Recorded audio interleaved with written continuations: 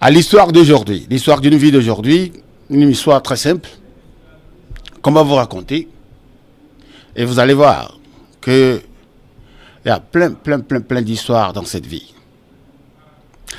C'est l'histoire de ce monsieur qui a eu un accident.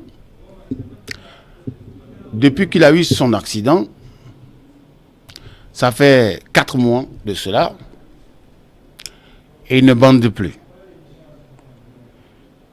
Et sa femme, avec qui il s'est marié depuis 1 an déjà, une jeune fille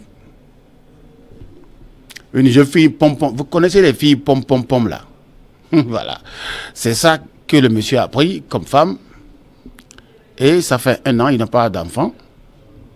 Et ça fait 4 mois que le monsieur a eu un accident. Et le monsieur ne bande pas. Bon, voilà, c'est ce que je disais, que si tu as un problème, surtout intime, il faut parler de ça. Il faut dire à tout le monde qu'est-ce qui ne va pas. On ne sait jamais de qui va venir la solution. Donc, qu'est-ce qu'il y a lieu de faire?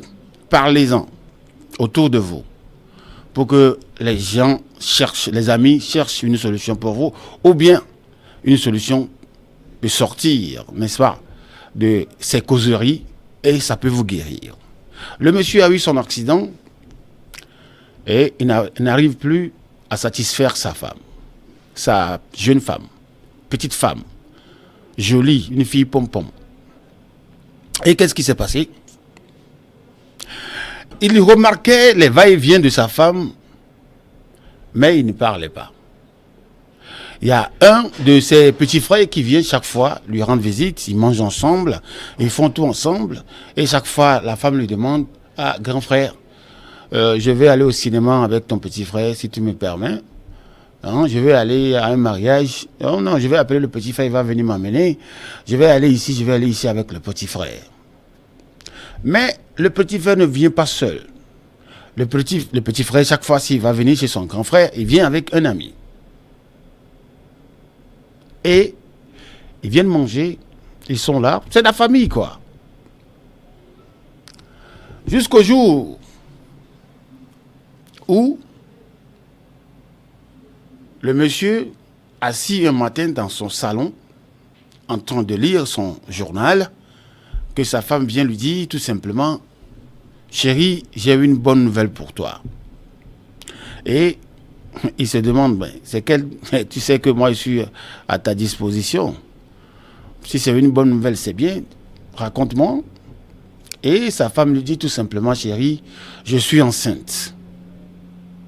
Tu es enceinte? Mais c'est bien ça. Non, félicitations. Et elle demande à son mari: mais tu n'es pas content? Il dit: si, je suis content. Attends, ma femme tombe enceinte, attends, je suis très content. Et le monsieur lui dit: ah bon? Ta grossesse fait combien de mois? Et puis elle dit: ma grossesse fait... Le docteur a dit que ma grossesse fait 2 mois. Chers amis téléspectateurs, vous savez, parfois, si on insulte les femmes là, il y a d'autres qui sont... Ça dit, ça leur fait mal.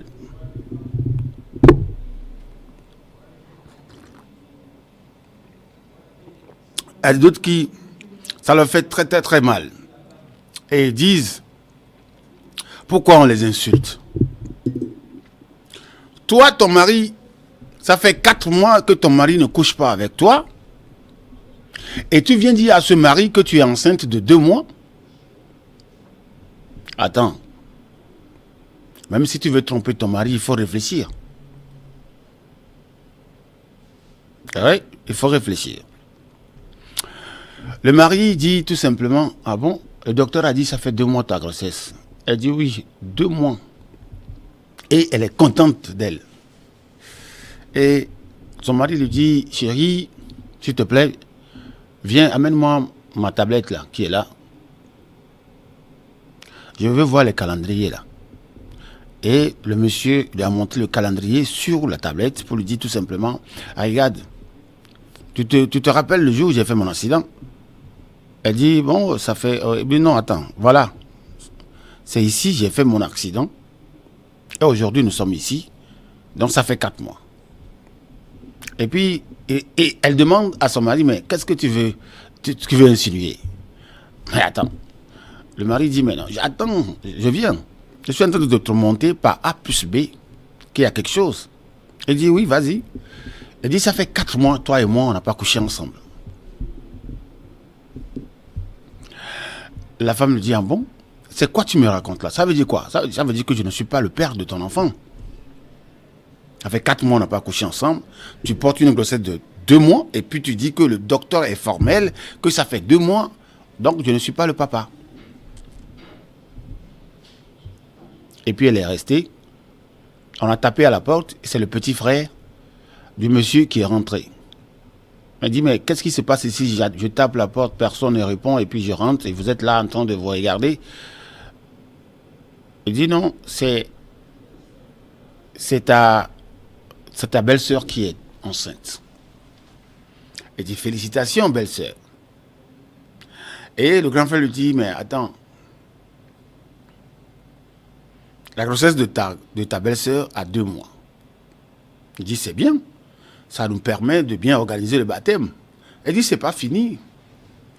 Ta belle-sœur, je l'ai montré par A plus B que je ne suis pas le père de l'enfant. Il dit, ah bon, si tu n'es pas le père de l'enfant, c'est qui alors? Il dit, c'est ton ami Kofi qui vient ici avec toi, chaque fois vous mangez avec moi. Oui, c'est lui le père. J'ai eu des rumeurs qu'il sort avec ma femme. Mais donc, tu sais, depuis 4 mois, depuis que j'ai fait mon accident, moi, mon Kofi Trésor là ne travaille pas. Ça dit, c'est mort. Donc, si la grossesse a 2 mois, il doit avoir un père. Et son petit frère sursaute pour dire, ah non, si j'attrape ce monsieur-là, il va voir. Comment? Moi, je l'amène ici, on vient à la famille, on vient, on mange ensemble, tout ça. C'est ce qu'il a osé faire à mon grand frère. Si je l'attrape, je vais le tuer. Le grand frère dit, non, petit frère, si tu l'attrapes, tu vas le tuer. Pourquoi? Il dit, je suis au courant que toi aussi, tu couches avec la femme de Kofi. Il dit, mais qui t'a raconté ce mensonge-là? Il dit, je suis au courant que toi, tu sors avec la femme de Kofi et que Kofi sort avec ma femme. Et puis, son petit frère dit, mais grand frère, de toutes les façons, moi, je ne l'ai pas enceinté. Elle dit, mais attends, donc ça veut dire que tu sors avec elle. Elle dit, bon, si c'est une ou deux fois seulement, on est sortis ensemble. Vous voyez, ce que vous faites, toi, tu sors avec la femme de ton meilleur ami. Et ton meilleur ami sort avec ma femme, la femme de ton grand frère. C'est quel jeu vous jouez là? Et puis le grand frère dit non, ce n'est pas fini. Il y a des rumeurs qui courent que Kofi a le sida. Il dit quoi? Oui, Kofi a le sida. Les rumeurs courent que Kofi a le sida. Donc le petit frère dit, mais grand frère, qu'est-ce que ça veut dire quoi ça? Il dit, mais attends, tu sais ce que ça veut dire? Si Kofi a le sida, toi tu couches avec la femme de Kofi, non? Donc ça veut dire que toi aussi tu as le sida. Et Kofi couche avec la femme, ma femme. Ça veut dire que ma femme a le sida. Donc c'est moi seul. Donc ça fait 4 mois on n'a pas couché ensemble. Donc vous voyez comment ça va se passer. Maintenant il demande à son grand frère, qu'est-ce qu'ils vont faire? Attends, tu prends ta belle-sœur, vous partez faire un dépistage pour voir si vous êtes séropositif. Sinon, moi, je ne sais pas ce que vous allez faire. Et il dit à sa belle-sœur d'aller s'apprêter et ils vont aller se faire dépister. Et ils sont partis se faire dépister. Mesdames et messieurs, imaginez la suite. Est-ce qu'ils sont séropositifs ou bien ils ne sont pas? S'ils ne sont pas séropositifs, quels conseils vous pouvez leur donner? Et s'ils sont séropositifs, quels conseils vous pouvez leur donner?